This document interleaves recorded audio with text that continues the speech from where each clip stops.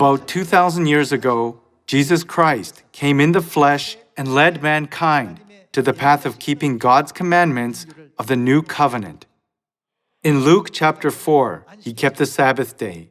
In Matthew chapter 26, he kept the Passover.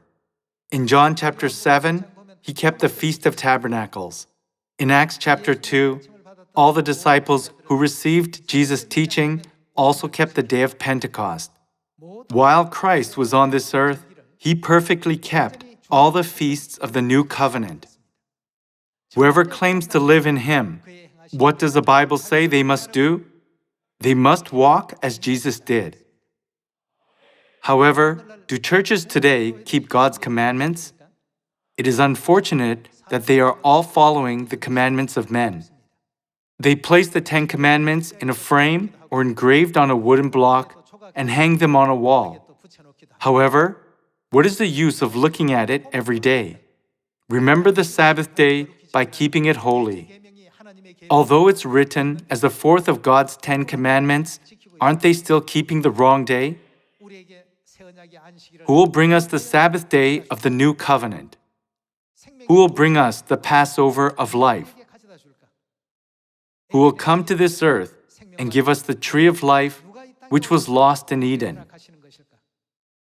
There are tens of thousands of questions throughout the Bible. What is the solution to all these problems? Don't we already know by studying the Bible, they will all be answered and fulfilled only when the second coming Christ comes? This is why He Himself came to this earth in the last days, teaching us and proclaiming all the commandments of the new covenant, that is the law of life, only in Zion. As you have already studied, wasn't the law of the old covenant proclaimed on Mount Sinai and the law of the new covenant proclaimed in Zion? Now that the way of life for mankind has been established in Zion, we follow that way of life, which has led us to God the Father. By this, we have also come to meet the reality of the most holy place by following Father's holy teaching in which He said, "I follow Mother." Didn't we all meet the requirements to receive the complete forgiveness of sins? There are numerous churches in the world, but none of them keep God's commandments, except for the Church of God.